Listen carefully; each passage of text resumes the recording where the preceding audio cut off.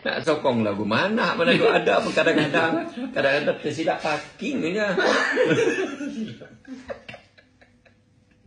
Aduh. Hai, Isno. Pecah rahsia ni.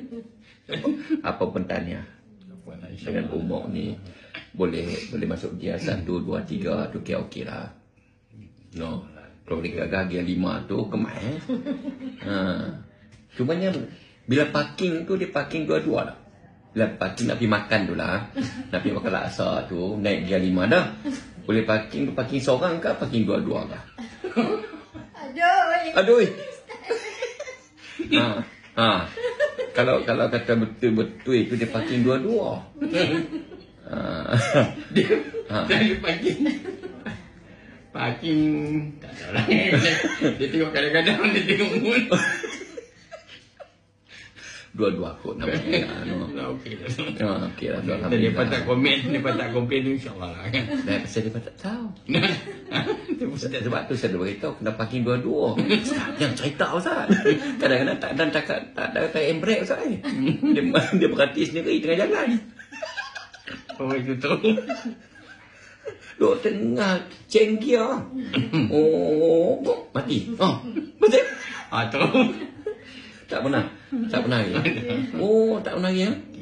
Oh, kira ngam-ngam dia 5, lepas tu boleh parking kat lah. Oh, alhamdulillah. Free parking. Oh, siap break elok. Oh, siap elok.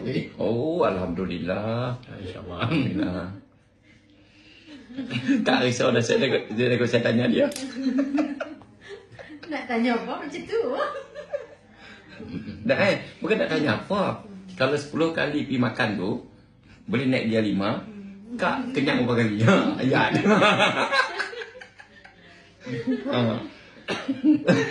Tadi sebab kata 10 minit tu.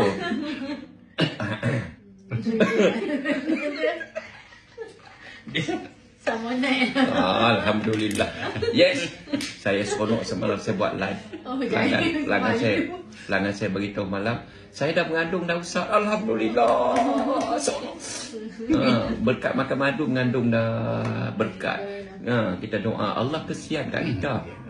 Walaupun mak rempit, walaupun baca Fatihah pun gelong merata pelek siam, tapi Allah baik. Seronok. Jadi saya mengharapkan okey. Ni sebelum makan madu. Selepas makan madu sekali kita tengok apa jadi. No, kita tengok gear 3 ke, gear 5 ke, gear turbo ke. Hang jaga ke, hang tak servis ke, hang jaga ke. Aduh.